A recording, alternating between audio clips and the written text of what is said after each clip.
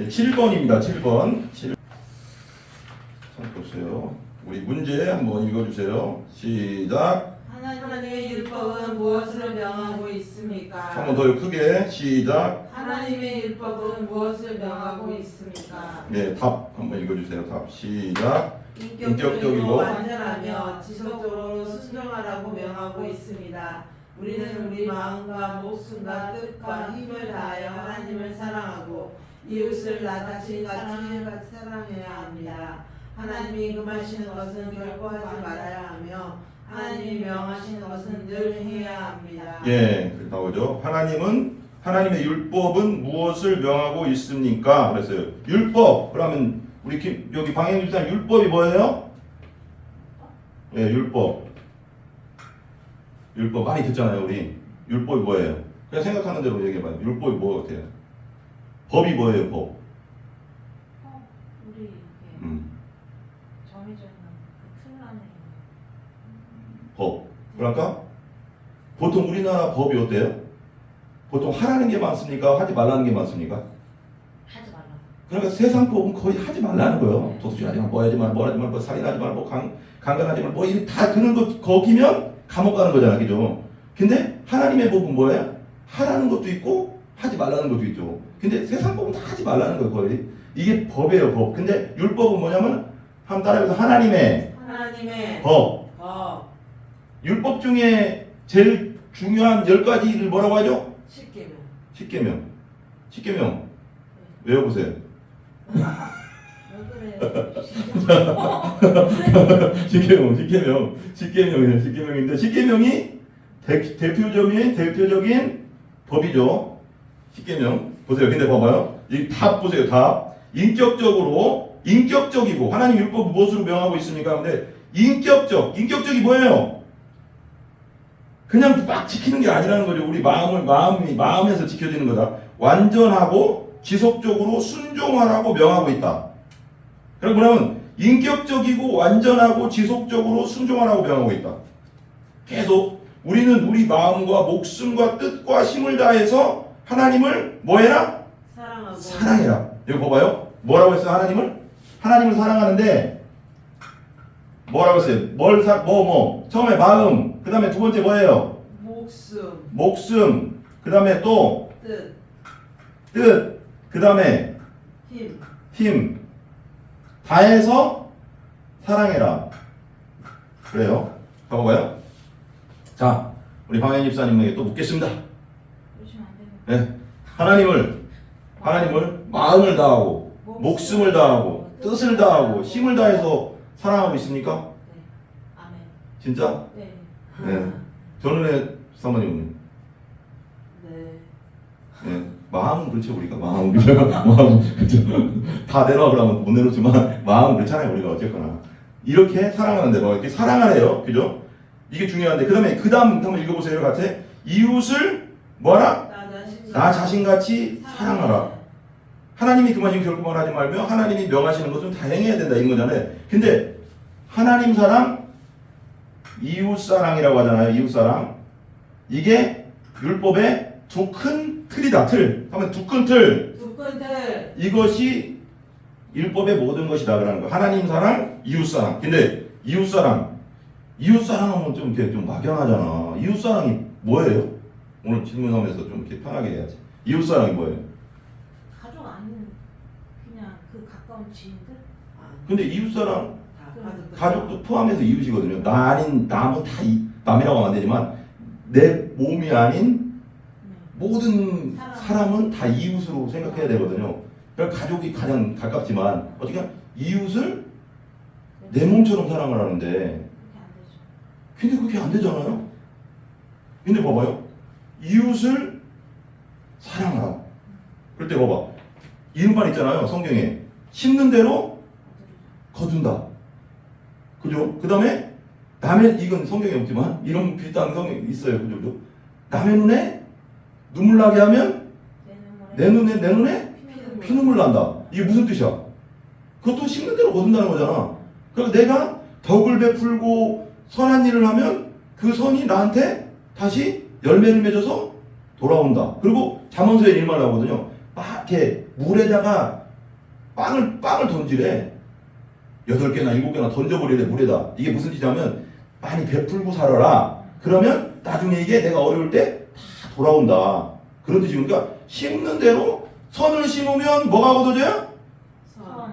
선을 거두는데 이게 되게 중요한 게 하나님의 법칙이 뭐냐면 내가 선을 하나 심었잖아요. 근데 하나님은 8개, 10개, 100개를 준다는 거예요. 이게 하나님의 법칙이라니까. 특이하죠? 우리가 벼씨 있잖아. 우리가 모내기 하잖아. 벼씨를 심으면 지금 이제 추수철이 됐잖아요. 벼씨 하나를 심으면 거기서 몇 개가 나는지 아세요? 보통 이게 한 이삭 있죠. 이게 벼가 이렇게 나면 한 이삭이 이렇게 있잖아. 이삭이 하나만 이렇게 있는 게 아니라 이렇게 여러 개 있잖아요. 이렇게 알아요? 이삭 여러 개 있어요. 생각보다. 이렇게 이삭 줄기가 한 줄기당 80개, 거의 80개 있대요. 80개. 그럼 몇 개? 하나 심었는데 6개만 돼도 몇 개예요, 그럼? 6판에? 480. 6편에 48에 480이잖아. 하나 심었는데 48개 알이 생기는 거야. 근데 하나님의 법칙은 뭐냐면 하나의 선을 심으면 수많은 선을 내가 돌려준다는 거야. 근데 이게 되게 중요한 게 악을 심으면 뭐가 생겨요 또? 악이 나오죠. 이게 씨앗의 법칙인데 심는 대로 거둔다는 법칙이 되게 중요한 게 뭐냐면 그래서 악을 심으면 안 되는 거예요. 그래 악을 하나 심으면 악도 자라가서 열매를 맺어서 돌아오면 얼마나 커. 난 하나 잘못했는데 10개로 돌아오면 얼마나 힘들어. 그러니까 선을 심어야지 악은 절대 심지 말자. 내가 실수로라도 했으면 그냥 회개하고 빨리 벗어나야지 내 의지로 악 심으면 절대 안 됩니다. 이거. 그게 성경에도 나오지. 선을 심는 자는 하나님을 경외하고 선을 심는 자는 천대까지 하나님이 뭘 주신다? 복을 주시는데 악을 심는 자는 3, 4대가 망한다. 3, 4대 망하면 옛날에 조선시대 때 반역하면 어떻게 됐어요? 내가 반역. A라는 김병순이라는 애가 남자야. 남자가 왕께 반역했어. 그러면 옛날에 법이 뭔지 아세요? 내가 반역하잖아. 걸렸어. 반역하다가 왕을 처치하고 내가 왕 되려고 하다 걸렸어. 그럼 나라 불고 뭐냐면 3족을 명을 한다고 했거든. 3족이 뭐예요? 나야. 그러면 내 아버지, 그러니까 내 아들, 이게 다 죽는 거야. 그럼 어떻게 되는 거야? 집안이. 그렇지. 다 끝나는 거야. 이게 3, 4대 망한다는 거야. 악을 심으면 악한 일을 계속하고 하나님 뜻대로 안 살고 하나님을 온전히 경외하지 않고 막 마음대로 사는 사람은 3, 4대까지 끝낸다는 거야. 천대를 복을 주시는 건 계속 이어지니까 천대지. 3, 4대 하면 끝나니까. 없으니까 그 다음은. 그래서 악은 다 됐다고요. 악은 절대. 이건 절대 심지 말자. 그래서 혹시라도 악을 심은 게 옛날부터 어렸을 때부터 심은 게 있다면 혹시라도 내가 잘못한 거나 생각나는 것들이 있다면 하나님 앞에 회개해야 돼. 하나님 잘못했어요. 그때는 제가 몰라서 그랬어요. 용서해. 그렇게 하면 하나님 진심으로 하는 자는 다 용서해 준다고 했잖아. 다 씻어내야 되는 거야. 예수님의 보혈로. 정말 중요해요. 그렇게 3, 4대 망하면 다 끝나는 거야. 그냥 끝나는 거잖아. 집안이 끝나는 거잖아 이거. 그 다음에 봐봐요. 그 목숨을 다하고 마음을 다하고 뜻과 힘을 다해서 사랑하래. 그럼 이웃을 또 봐봐요. 이웃을 내 몸처럼 사랑하래. 내 몸. 잘 생각해봐요. 내 몸. 나 몸 배고프면 나 어떻게 해요? 나 배고프면 어떻게 해요? 내가? 밥 먹잖아. 내 몸이잖아. 아프면 어떻게 해요? 약 먹고. 그리고 또 다치면 병원 가고. 그게 내 몸이니까 그렇게 하잖아. 근데 내 몸처럼 그렇게 저 사람을 사랑하래. 그럼 예를 들면 이거야. 내 몸이 아파, 배고파. 그러면 저 사람도 배고프겠구나. 그래서 방 집사님한테 가서 지금 예를 드는 거야. 방 집사님 지금 못 먹고 있어. 예를 들면. 그럼 내가 내 먹을 걸 갖다가 반 떼어서 주는 거지. 이게 내 이웃을 사랑하는 거야. 근데 나만 먹고 이렇게 예를 들면 이게 성경에 이런 말 나오잖아. 막 지나가는데 그러는 거야. 방 집사님 지금 굶고 있어. 힘들어. 그런데 지나가다가 이렇게 말하는 거야. 어떤 사람이. 저기 방씨 왜 굶고 있어? 왜 춥게 있어? 겨울인데 따뜻하게 해. 밥 먹어. 그리고 그냥 갔어. 아니 이 사람이 따뜻하게 안 하고 싶어서 안 하겠어. 배가 먹고 싶은 게 먹을 게 없으니까 안 먹는 거잖아. 그건 선이 아니라는 거야. 그건 말이지. 말만 하는 건 선이 아닌 거야. 이해 가요? 그런 사람 있어 없어? 그냥 말로만 아이고 아니 왜 밥 먹으면 되지. 갑자기 생각났어요. 하나님 마음이 딱 생각나는 게 뭐냐면 저기 옛날에 영국에 엘리자베스 여왕이 있었잖아요.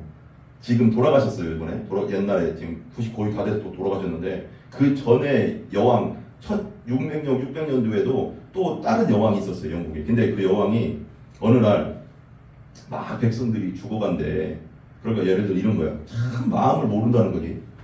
막 백성들이 죽어가니까 아니 이제 신라가 얘기한 거예요. 백성들이 지금 저쪽 어떤 동네에서 평택 어떤 동네에서 막 굶어 죽어가고 있습니다. 백성들이 지금 가뭄이 들어가서 많이 죽고 있습니다. 그래서 쌀 그때는 미리겠지 빵을 못 먹고 있습니다. 그러니까 그 왕이 뭐라고 했냐면 이게 농담인지 진담인지 모르겠는데 내가 들은 얘기인데 왕이 뭐라고 했냐면 아니 빵이 없으면 고기를 먹으면 되잖아요. 이게 정신을 이게 참 황당하잖아. 그러니까 그 왕이 그러니까 정치가나 높은 사람들은 이 밑에 있는 사람들의 마음을 알아야 되는 거야. 그잖아. 뭐 아무것도 모르니까 빵이 없으면 고기를 먹으면 되는 거야. 이게 무슨 말 같은 소리야 지금 이거 아니잖아 이게. 그러니까 가난한 사람을 보면 내 몸처럼 사랑하는 건 뭐야? 아니 하나 떼어주는 거지. 내가 먹을 거 반 떼어서 주는 거지. 내 몸이니까 이 사람은 내 몸 내가 챙기잖아. 그렇게 사랑하라는 거야. 근데 이게 완벽하게 우리는 할 수 없지만 그지만 내 이웃을 내 몸처럼 사랑해라. 이런 그 뜻이 생각하는 게 쉽죠 되게. 내가 배고프면 밥 먹잖아. 내가 아프면 병원 가잖아. 아 저 사람 아프구나. 그럼 내가 같이 내 몸이니까 같이 병원 갑시다. 그래서 치료해주고 내가 여유가 있으면 이게 내 이웃을 내 몸처럼 사랑하는 거야. 막 복잡한 게 아니라고. 내가 아프면 저 사람도 아프겠구나. 내가 발 부러지면 나도 아프지. 저 사람 발 부러지면 저 사람 아프겠다는 걸 알고 그냥 고치세요가 아니라 내가 도와주는 것까지 하는 게 내 이웃을 내 몸처럼 사랑하는 거지. 대충 알겠죠? 완벽할 수는 없어도. 그죠? 그것이 우리 10계명의 법칙 하나님 사랑 이웃 사랑이다. 그러는 거예요. 그 다음 뭐예요? 마태복음 보세요. 22장 37절 40절 그거 한번 읽어보세요. 밑에 그 똑같은 말이긴 하지만 예수님이 말한 거예요. 이건 이 위의 것은 구약 성경이고 이건 예수님이 말한 거예요. 22장 30절 40절 같이 읽어보세요. 시작. 예수께서 이르시되 내 마음을 다하고 목숨을 다하고 뜻을 다하여 주 너의 하나님을 사랑하라 하셨으니. 예, 여기까지. 여기서는 뭐라고 해? 위에서는 마음과 목숨과 뜻과 힘. 근데 여기서는 뭐가 빠졌죠? 마음을 다하고 목숨을 다하고 뜻을 다하고 그 다음에 뭐 안 있어야 되잖아. 힘을 다해야 되는데 여기 예수님은 뜻까지 얘기하셨어요. 어쨌거나 똑같은 거예요. 그 다음에 주 너의 사랑 그리고 이것이 크고 읽어봐요. 시작. 첫째 이것이 크고 첫째는 계명이요 둘째도 그와 같이 내 이웃을 내 자신같이 사랑하라 하셨으니 이 두 계명이 온 율법과 선지자들의 강령이니라. 봐봐요. 내 이웃을 내 몸과 같이 사랑하는데 저 사람 걸 도둑질 하겠어요? 저 사람이 마음 아플 건데 저 사람의 아내를 간음하겠어요? 그럼 그 남편이 마음 아픈데 저 사람에게 거짓말 하겠어요? 그 사람이 큰 손해를 보는데 안 하죠. 나라고 생각하면 어떻게 그렇게 하겠어요? 그게 그러니까 내 이웃을 내 몸과 사랑하면 악한 짓을 할 수가 없어요. 그러니까 두 계명 속에 하나님 사랑, 이웃 사랑 안에 다 들어있다는 거예요. 이해 가죠? 그럼 탐내지 않겠죠. 방영 집사님 갖고 있는 걸 내가 몰래 들어가서 탐내서 가져오면 저 사람이 잊어버렸다. 그 귀중한 거 결혼 반지를 내가 훔쳤어. 몰래 들어가서. 그럼 그 잊어버렸다는 것 때문에 얼마나 마음 아프겠어. 그럼 내가 안 하지 그렇게. 그게 이웃 사랑이지. 훔친다는 건 저 사람을 이웃 사랑하지 않는다는 거지. 그러니까 이웃 사랑 안에 사랑 안에 다 있다는 거다는 거죠. 그래서 봐봐요. 요한 웨슬레가 감리교회 창시자예요. 1600년, 1700년 사람인데 이렇게 말하고 있어요. 이렇게 말해요. 우리 마음과 뜻과 목숨과 힘을 다해 주 하나님을 사랑하는 것은 그리스도인의 크고 첫째 되는 부분이다. 한번 잘 들어보세요. 우리는 우리 하나님 안에서 기뻐해야 된다. 따라서 하나님 안에서 기뻐해야 된다. 그리고 모든 행복을 그분 안에서 구하고 찾아야 된다. 하나님 사랑은 뭐냐면 하나님을 기뻐하는 거고 모든 행복의 근원이 하나님이라는 걸 믿어야 되는 거예요.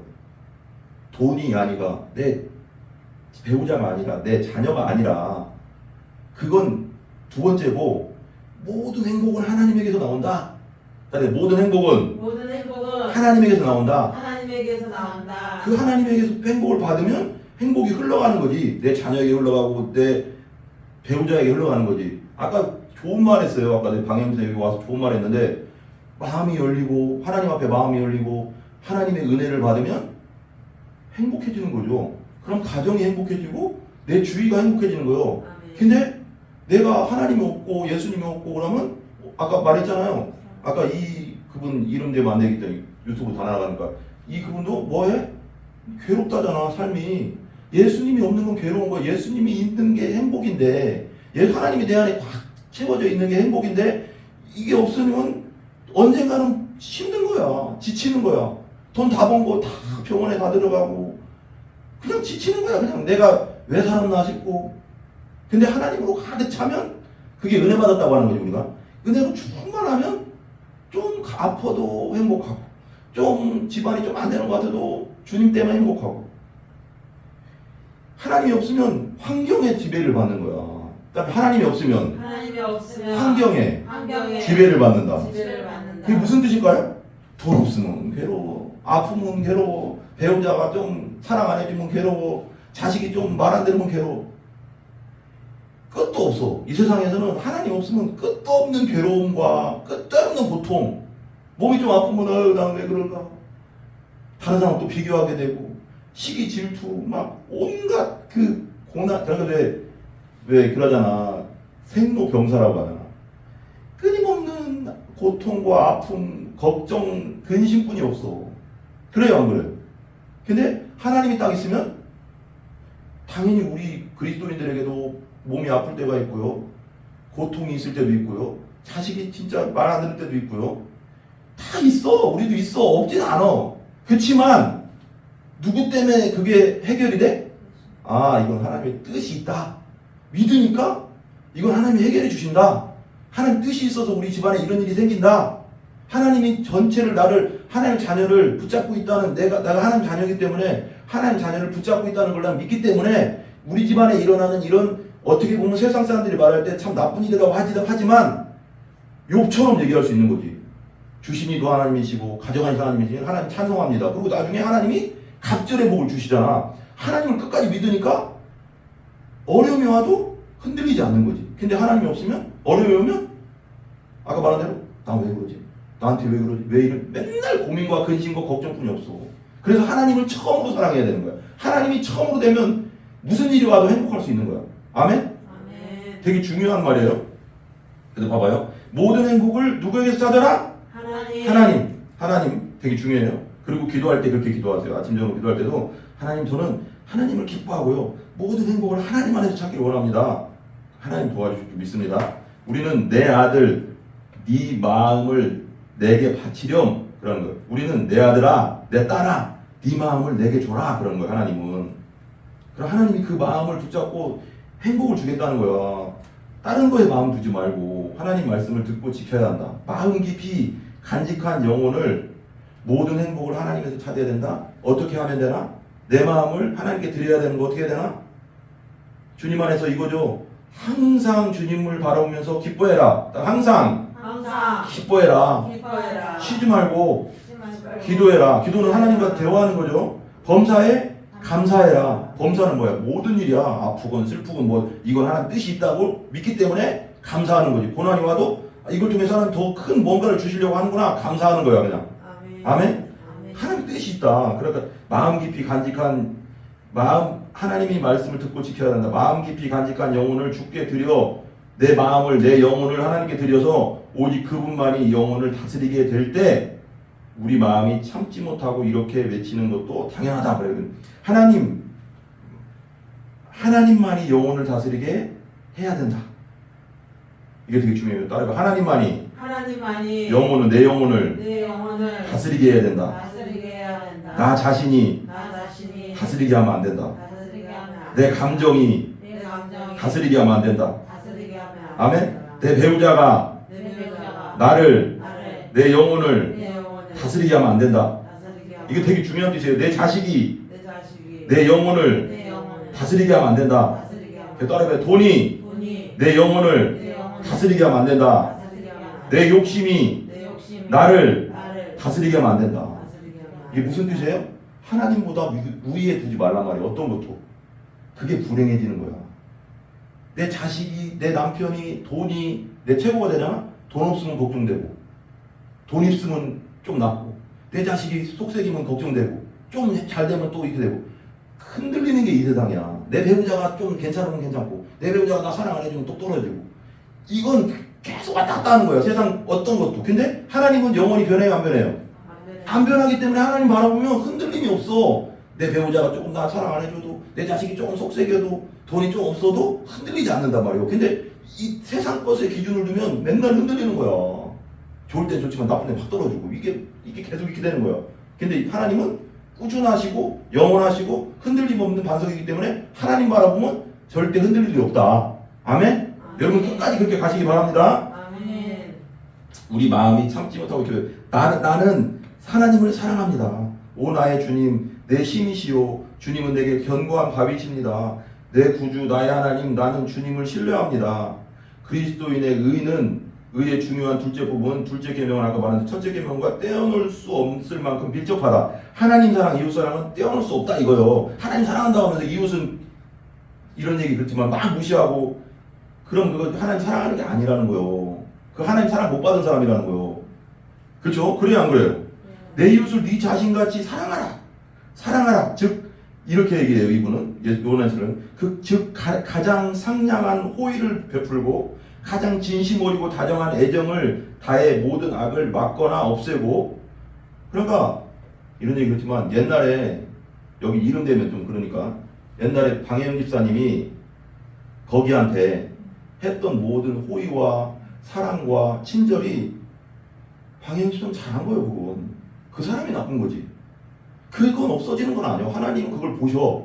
여기 그러잖아. 모든 호의를 베풀으라잖아, 이웃을에게. 근데 그 호의를 배신한 자가 나쁜 거지, 호의를 베푼 사람이 나쁜 건 아닌 거야. 그거 어떻게 보면 세상에서는 그 뒤통수 맞았다고 하지만 하나님 보시기에는 착하다 그래. 잘했다.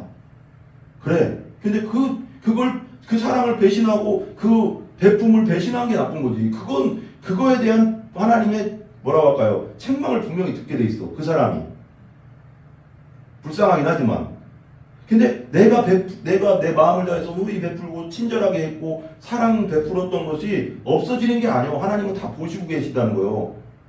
악하게 하면 악한 걸대로, 선하게 하면 선한 거대로 주신다는 거예요. 하나님은. 그렇기 때문에 나 뒤통수 맞을 건데 사람들에게 친절하게 하지 말아야지가 아니라 여기 얘기잖아. 내가 할 수 있는 호의를 다 베풀으라잖아. 하나님이 보시니까. 그걸 보고 하나님이 복을 주시니까. 그 사람 나 배신하건 말건 그건 두 번째 문제야.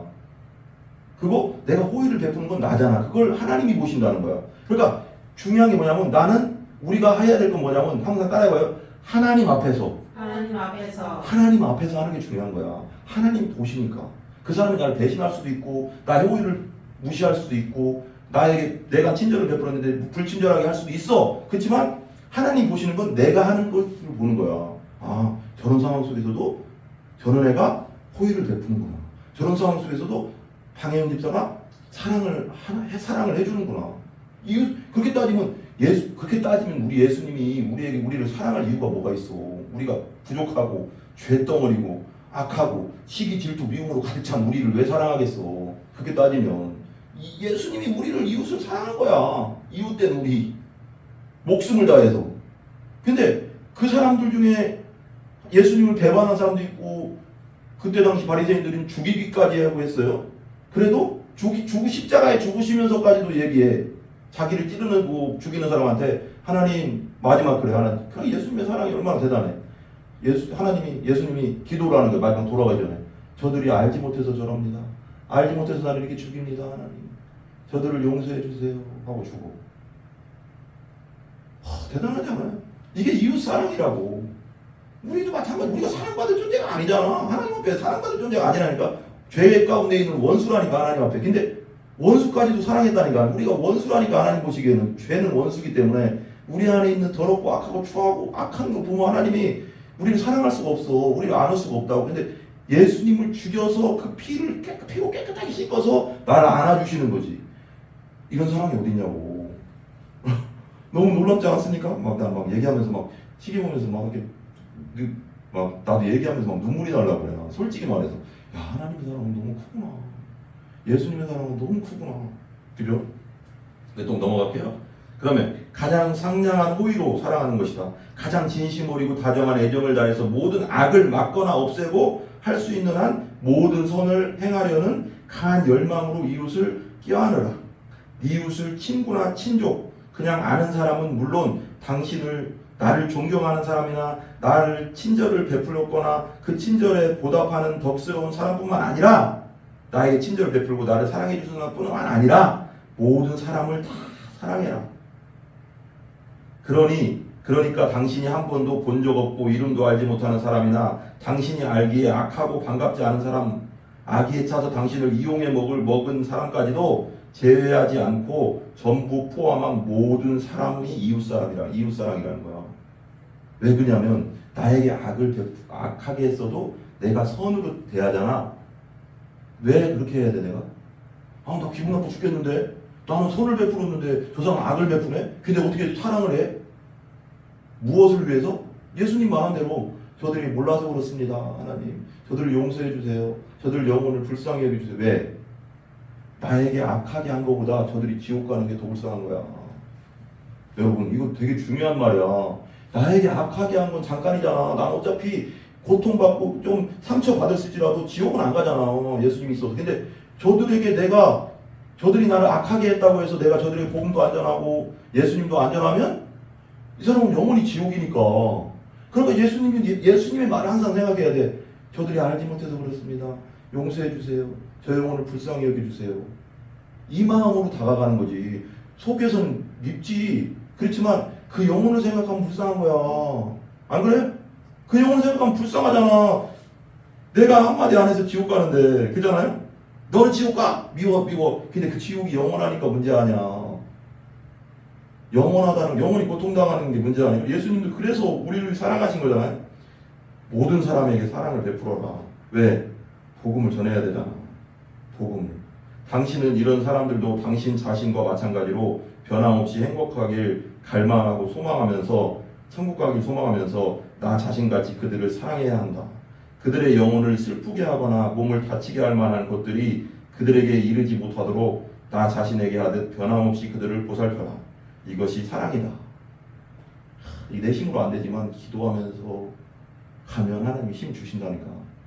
내가 진짜 미워 죽겠는데 어떻게 그렇게 되겠습니까? 그렇지만 하나님의 사랑을 생각하고 예수님의 사랑, 십자가의 은혜를 생각하고 기도하면서 하나님 힘 주세요.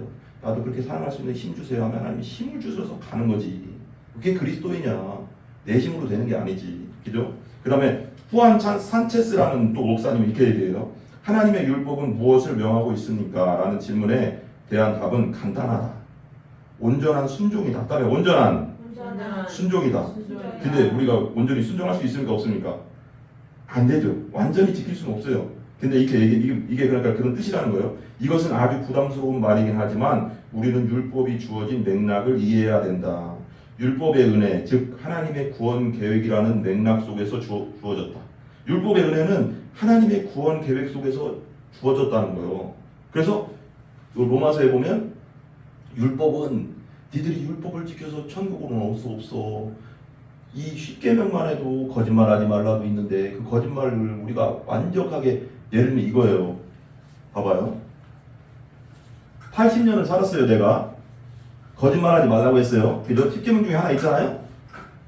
탐내지 말라고 했어요. 욕심 부리지 말라고 했어요. 근데 어렸을 때부터 우리 욕심이 많잖아. 다니엘 엄마도 형 얼마나 욕심 많어. 좀 크니까 4살 되니까 3살 때까지는 되게 재밌더라고. 이런 결과가 있더라고요. 아시겠지만 3살 때까지는 3살인가 4살 작년까지는 그랬어. 작년까지도 막 빵 먹고 있잖아. 지가 빵 먹고 다니엘 나도 한 입만 줘 그럼 막 이래. 근데 5살 딱 넘으니까 한 입만 줘.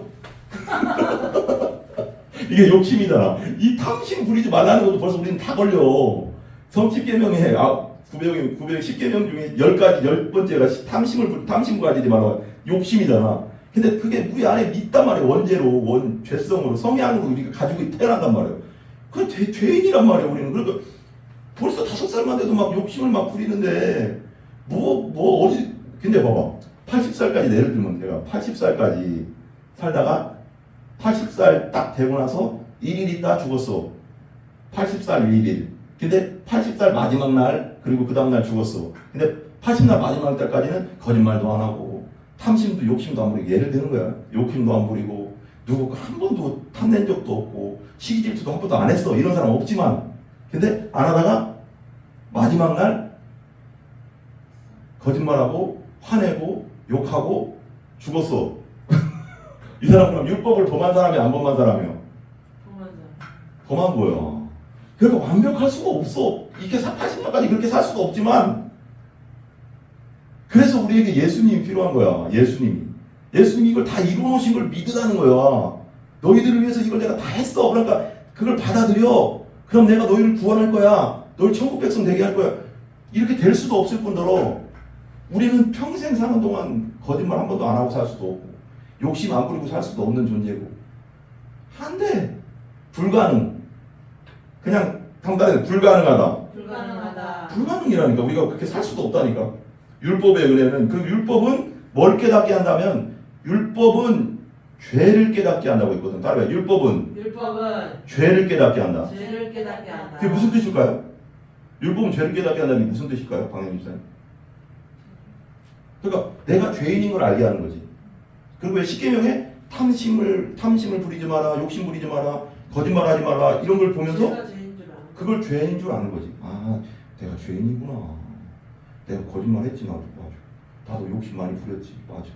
내가 죄인이구나. 그래서 율법을 통해서 내가 죄인인 걸 깨닫게 되는 거지. 그리고 나서 거기서 깨닫고 끝나면 안 되잖아. 누구에게 가야 돼? 예수님께 가야지.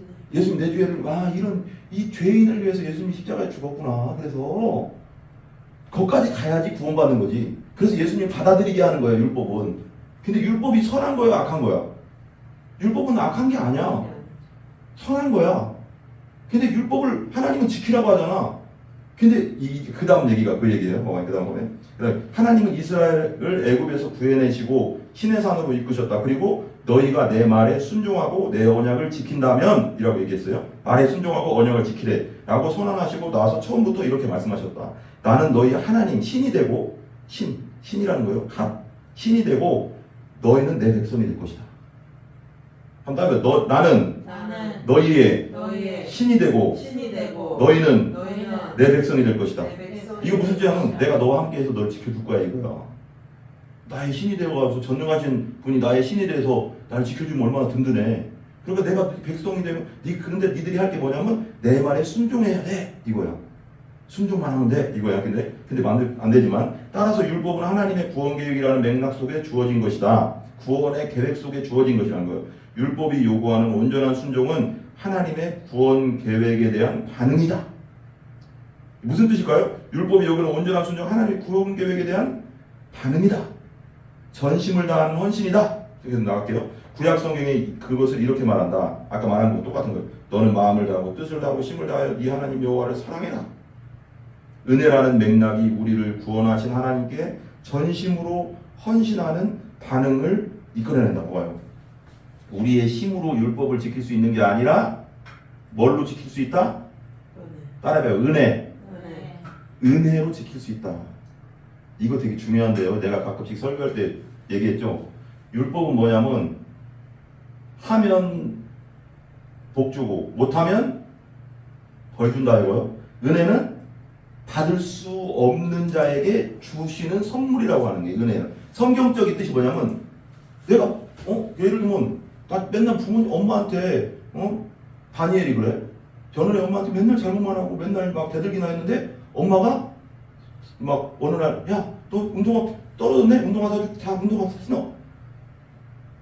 이거 어떻게 보면은 미움인데 이건 인간적인 차원이지만 해주는 거 그냥 이걸 은혜라고 하는 거예요. 은혜.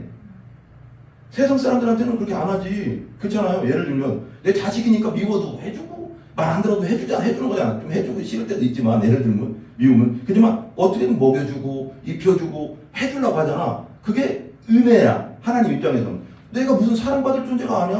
나는 하나님 앞에 죄인이고 악하고 진짜 미움이 가득하고 하나님을 온전히 사랑하지 않고 죄백이 없는 사람인데 마음으로도 온전하지 않고 악하고 더럽고 추하고 음란한 사람인데 하나님 앞에 하나님은 그래도 막 사랑을 베풀어 주셔.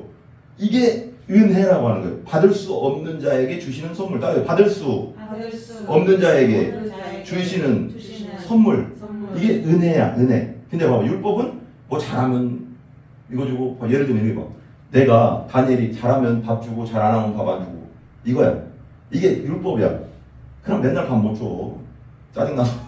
그러나 솔직히 그렇잖아. 근데 이게 율법이라는 거고, 은혜는 뭐냐면 그래도 줘. 그래서 사랑이 있으니까 안 해. 그게 하나님의 은혜라는 거예요. 은혜. 봐봐요. 은혜의 맥락이 우리를 구원하신 하나님의 전심으로 헌신하는 반응을 한다 봐. 은혜 봐봐요.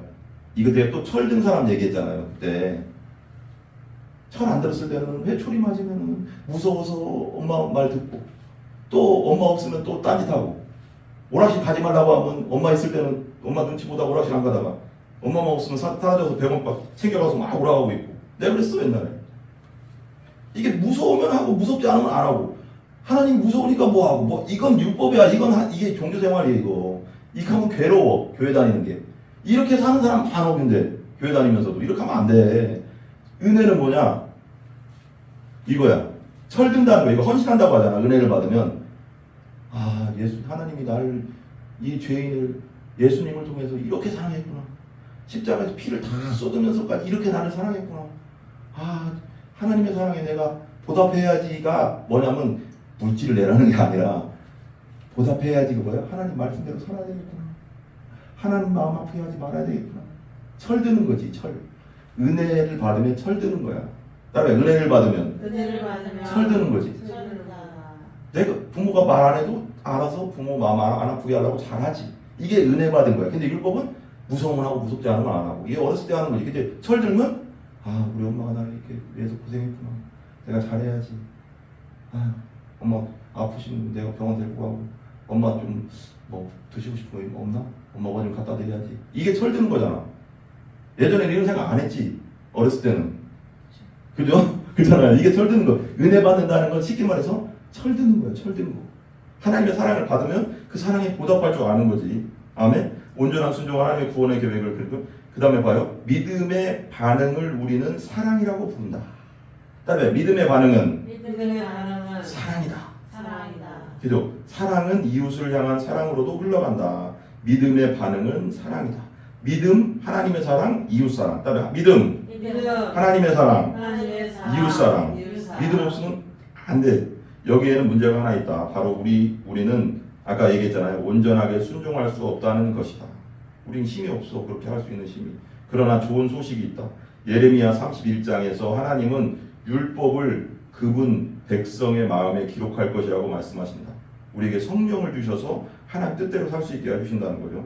에스겔서 36장에서는 더 나아가서 이렇게 말씀하신다. 따라해보세요. 너희 육신에서 굳은 마음을 제거하고 부드러운 마음을 줄 것이고 또 내 영을 너희 속에 두어 너희로 내 율례를 행하게 하리라. 그러니까 내 힘으로 율법 못 지키는데, 하나님이 예수님 믿을 때 그때 얘기했잖아요. 우리는 영이 태어날 때 원죄 때문에 죽어서 태어난다고. 이 영을 살리는 거예요. 예수님 믿을 때 이걸 거듭난다고 하는 거예요. 성령을 주셔가서 영을 살려서 이제는 이 영이 하나님의 율법을 지킬 수 있게 해줄 것이다. 말하자면 은혜를 통해서 지키게 해주겠다 이거야. 내 힘으로 안 되는데 은혜를 주셔가 영을 살려서 하게 해주겠다 이거야. 하나님 뜻대로 살 수 있게 해주겠다 이거. 그러니까 예수님 믿는 게 그렇게 중요한 거죠. 예수님 믿어야지 하나님 뜻대로 살 수 있는 거야. 예수님 안 믿으면 하나님 뜻대로 살 수가 없어. 내가 살아야지 해서 되는 게 아니야 이건. 그잖아요. 그다음 봐봐요. 이 약속들은 하나님이 다윗 자손에게 나올 약속의 왕을 통해 계획하신 새 언약과 연결된다. 신약 성경은 새 언약을 알릴 약속의 왕이 누구다? 우리의 왕이 누구예요? 신약 성경이 얘기하는 예수님. 따로 예수님. 그 예수님이 내 안에 딱 들어오면 예수님이 영이 나를 통해서 하나님의 일을 하시는 거예요. 예수는 우리의 힘으로 할 수 없는 일을 이루기 위해 오셨다. 완전한 하나님임에도 예수는 우리를 구원하시기 위해 하늘에서 내려와 인간의 몸을 입으셨다. 구원하시기 위해서 인간의 몸을 입고 우리 인간의 대표자로서 하나님의 계명에 온전히 순종하시고 모든 죄인이 치러야 할 죽음의 형벌을 대신 감당하셔서 하나님의 율법을 성취하셨다. 복음은 자신이 하나님의 율법을 깨뜨린 죄인임을 고백하고, 내가 죄인임을 고백하고 그 죄에서 돌이켜 예수를 믿는 사람이라면 누구나 죄를 용서받고 예수의 온전한 순종이 그들의 것으로 간주된다고 선언한다. 그러니까 예수님이 한 것, 내가 예수님 믿는다는 거냐면 예수님이 한 것, 예수님이 살았을 때 했던 율법을 다 지킨 것을, 예수님이 한 것을 내가 한 것처럼 하나님이 봐주신다는 거예요. 이게 되게 중요해요. 되게 좀 이따 설명해줄게요. 삶과 죽음, 장사, 죽음과 장사되는 것과 부활을 통해 예수는 율법을 행하게 할 하나님의 영과 새 마음을 주셨다. 예수님이 다 하셨고 예수님 믿을 때 하나님의 영혼과 새 마음 거듭나게 하셔서 그 말씀을 지킬 수 있게 하실 것이다. 약속인 새 언약을 알리셨다. 율법이 요구하는 것을 성취하게 해줄 유일한 소망은 한번 따라해서 새 언약에서 약속하는 거듭남이다. 하나님의 영을 받는 것뿐이 없다. 성령을 받고 예수 믿고 성령 받는 것밖에 없다.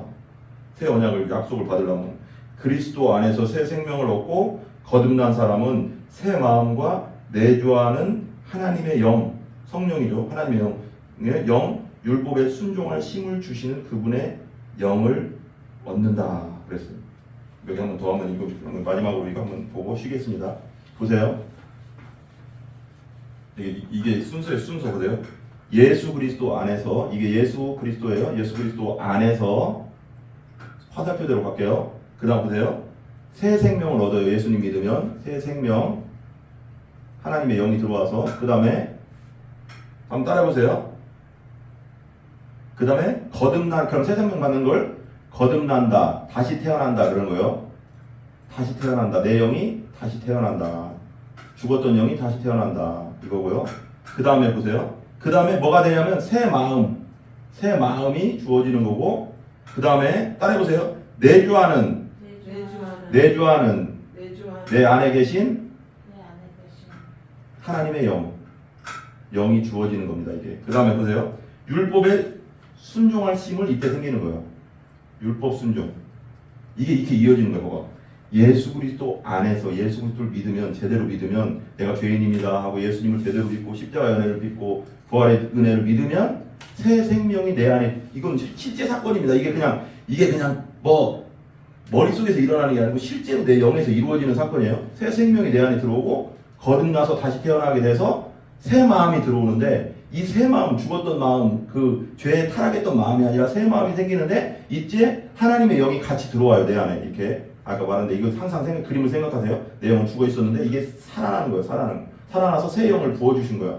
부어주시면 그때부터 뭐 할 수 있다? 율법, 하나님의 법을 온전히 순종할 수 있다. 그래서 여러분들은 예수님을 제대로 믿기 때문에 하나님의 법을 기도하면 순종할 수 있다. 즐거움으로. 근데 예수 안 믿는 사람은 백날에도 안 돼.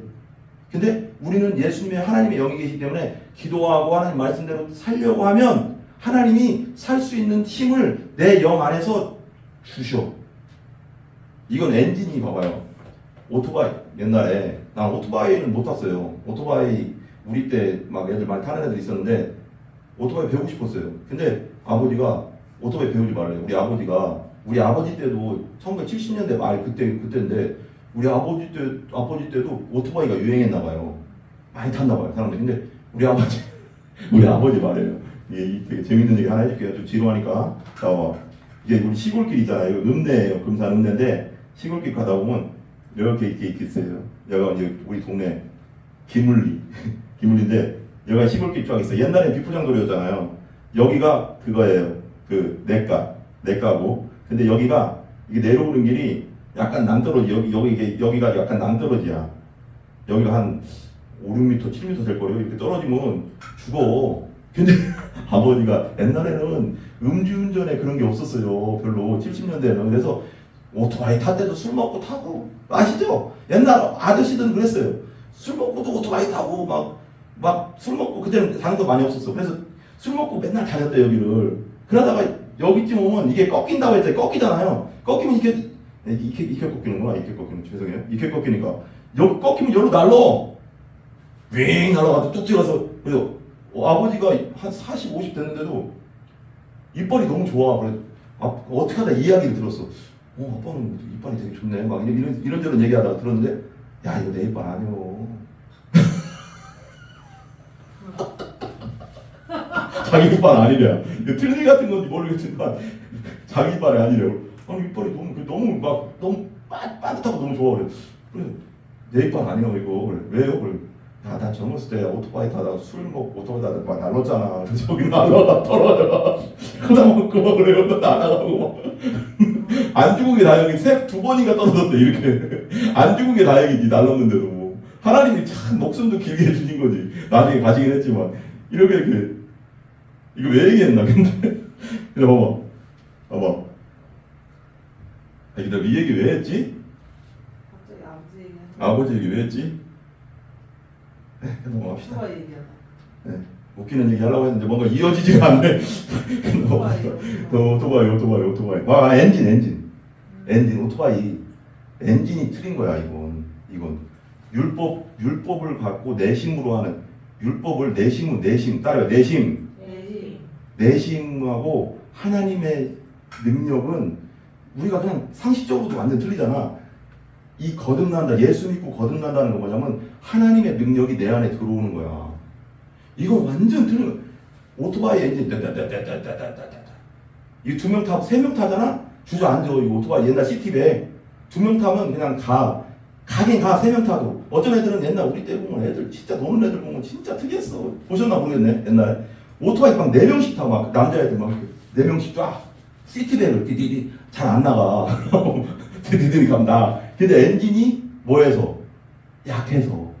그러면 우리는 오토바이도 안 된다니까. 우리 자전거라니까. 우리 힘은 자전거 그냥 우리 힘으로 축도해야 돼. 그러면 지치잖아. 그럼 많이 못 가잖아.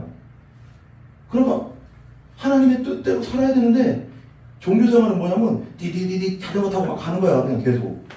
다리는 겁내 아프고 그러다 보면 오르막길 있으면 못 걷고 내려서 또 걸어야 되고.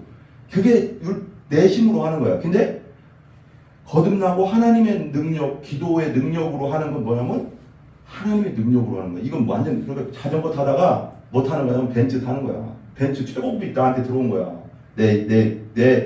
내가 기계라고 생각해봐. 기계는 아니지만 옛날에는 자전거 타고 다닌 자전거인데 기계가 완전 들려가서 하나님이 수술을 한 거야. 딱 열어가서 우리 영이 죽었던 영을 딱 열어가서 예수님 믿을 때 거기다가 벤츠 엔진을 딱 넣어준 거야. 그럼 어떻게 돼? 여기다 기름만 넣어주면 엄청난 능력이 생기는 거야. 이게 우리가 하나님을 믿는 거야. 근데 이걸 믿는 사람들이 활용을 해요, 못해요? 많이 못하는 거야. 이게 비밀인데 이게 어디서 나와? 기름은 뭐야? 성경에서 기름은 성령을 의미하거든요. 성령의 기름 부음 막 그러잖아요. 구약성에 성령은 기름 부음 받으려면 어떻게 해야 되냐? 기도야. 기도할 때 기름을 성령에 충만해져서 이 엔진이 돌아가는 거야. 하나님의 엔진이. 엔진 넣어줬는데 기도 안 하잖아? 아니 옛날 누가 어떤 목사님은 야 벤츠 기름 안 넣는 거보다 저기 마티즈 기름 있는 게 더 좋아. 당연하잖아. 벤츠 기름 안 넣어도 있으면 못 가잖아. 아무리 좋아도 구경을 할 수 있어. 아 벤츠 야 대단하다. 방영 집사님 벤츠 이거 얼마예요? 3억 주고 샀는데요. 와 대단하다 이거. 한번 타볼 수 있어요? 아, 기름이 없어요. 기름 넣으면 되잖아요. 아 기름 값이 없어요. 아 그래요? 제가 마티즈 탈게요. 이게 되는 거잖아. 무슨 말인지 알지? 아무리 좋은 것도 기름이 없으면 못 가는 거예요. 우리 안에 예수님이라는 최고의 권능 있는 사람이 내 안에 예를 들면 엔진이 들어왔어. 엔진을 넣어줬어. 예수 믿을 때 맨날 자전거 타고 다니다가. 근데 이걸 쓰지를 못하네? 뭐가 없어서? 기름이 없어서. 기도하면 되는데 기도할 때 하나님이 기름을 막 부어주시는데 그럼 막 움직일 수 있는데 내 능력이 아니라 하나님의 능력으로 막 엄청난 일을 할 수 있는데 그러나 기도하지 않으니까 주의 뜻대로 안 사니까 하나님 말씀을 잊지 않고 기름을 채우지 않으니까 주의 일을 이게 안 되는 거야. 이건 성도 입장에서 우리 다 성도잖아. 나도 직급이 내가 목사지 뭐 내가 뭐예요. 내가 계급이 높은 게 아니잖아. 그냥 직급이 나도 성도야. 목사라는 성도. 근데 거기 나도 기도 안 하면 못 가는 거야. 그냥 자전거 타는 거야. 엔진 벤츠 옆에 사놓고 나서 맨날 자전거 타고 있는 거야. 교회 다니면서도. 왜 그렇게 살아? 기도하면 힘이 생겨서 이 엔진을 쓸 수 있다는데 기도했다면 기도해서 기도해서 엔진을 엔진을 사용하자. 사용하자. 말씀으로 말씀으로 채워서 채워서 엔진을 엔진을 사용하자. 사용하자. 확 와닿죠? 복음은 새 언약 아래에서 하나님 백성이 하나님의 율법을 순종할 힘을 얻는다는 것이다. 다시 한번 우리는 하나님의 율법 때문에 우리가 하나님과 관계를 맺는 것은 아니라는 것을 알 수 있다. 율법 때문에 관계 맺어지는 게 아니고 예수님 때문에. 순종은 하나님의 구원 사역에 대한 우리의 반응이다. 구원해 줬기 때문에 우리도 하나님께 순종할 수 있는 힘이 생기는 거지. 우리를 사랑받았기 때문에 사랑할 수 있는 거죠. 하나님의 사랑을 받았기 때문에. 바로 사랑이라는 믿음의 반응인 것이다. 하나님은 예수 그리스도 안에서 우리를 구원하셨다. 그리고 우리는 사랑하는 마음으로 순종하여 그분을 신뢰하는 것으로 반응한다. 그러니까 사랑을 받았기 때문에, 우리가 부모의 사랑을 받았기 때문에 나중에 철들면 부모님께 잘해야지 하는 게 오듯이, 하나님 사랑 받은 사람은 하나님의 사랑이 보답할 줄 알게 돼 있다는 거죠. 율법으로 되는 게 아니라는 거죠. 우리 기도하겠습니다. 기도하고 잠깐 쉬고 3시 30분부터 하겠습니다. 율법을 주신 우리 위대한 하나님, 주님은 완전한 율법을 말씀하셨습니다. 그리고 온전한 순종을 받기에 합당하십니다. 하나님의 율법이 단순히 형식적인 굴복을 요구한다는 생각을 버리게 해주시옵소서. 그것은 우리의 마음과 뜻을 다한 온전한 동의를 요구합니다. 어느 누가 그런 과업을 감당할 수 있겠습니까? 우리는 주님의 율법을 지키기에 매우 부족한 자들임을 고백합니다. 예수님의 존귀하신 이름으로 기도합니다. 아멘.